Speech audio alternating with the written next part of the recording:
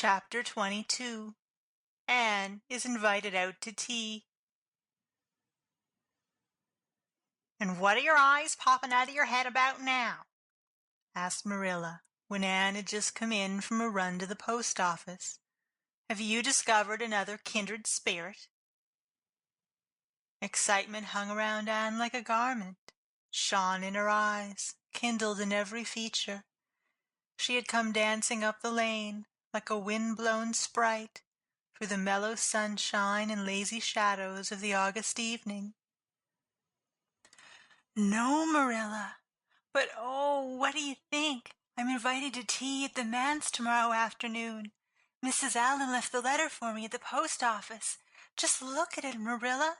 Miss Anne Shirley, Green Gables. That is the first time I was ever called Miss. Such a thrill it gave me.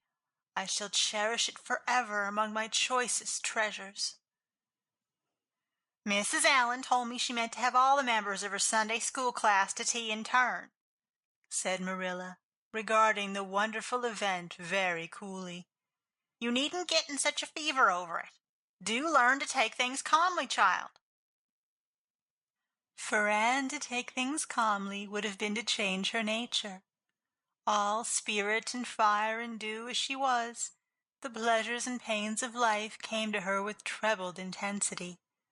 Marilla felt this, and was vaguely troubled over it, realizing that the ups and downs of existence would probably bear hardly on this impulsive soul, and not sufficiently understanding that the equally great capacity for delight might more than compensate. Therefore Marilla conceived it to be her duty to drill Anne into a tranquil uniformity of disposition, as impossible and alien to her as to a dancing sunbeam in one of the brook shallows. She did not make much headway, as she sorrowfully admitted to herself. The downfall of some dear hope or plan plunged Anne into depths of affliction. The fulfillment thereof exalted her to dizzying realms of delight. Marilla had almost begun to despair of ever fashioning this waif of the world into her model little girl of demure manners and prim deportment. Neither would she believe that she really liked Anne much better as she was. Anne went to bed that night speechless with misery, because Matthew had said the wind was round northeast, and he feared it would be a rainy day tomorrow. The rustle of the poplar leaves around the house worried her. It sounded so like pattering raindrops, and the full, far-away roar of the Gulf, to which she listened delightedly at other times, loving its strange, sonorous, haunting rhythm, now seemed like a prophecy of storm and disaster to a small maiden who particularly wanted a fine day. Anne thought that the morning would never come. But all things have an end, even nights before the day on which you are invited to take tea at the Mance.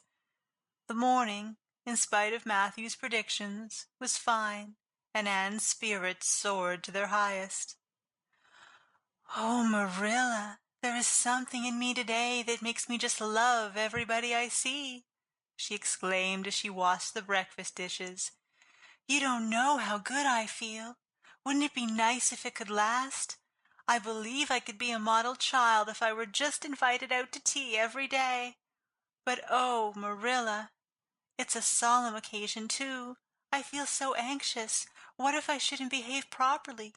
You know I have never had tea at a manse before, and I'm not sure that I know all the rules of etiquette, although I've been studying the rules given in the etiquette department of the Family Herald ever since I came here.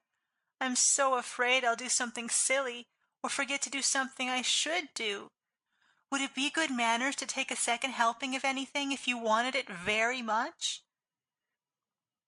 "The trouble with you, Anne, is that you're thinking too much about yourself.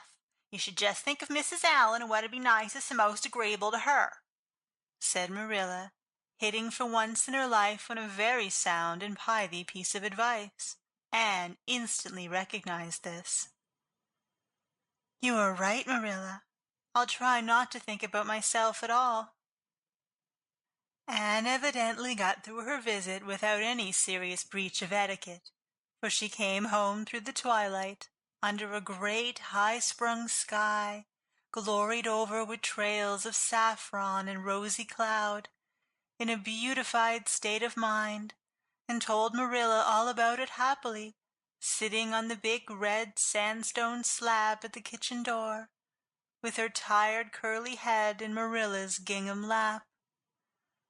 A cool wind was blowing down over the long harvest fields, from the rims of furry western hills, and whistling through the poplars.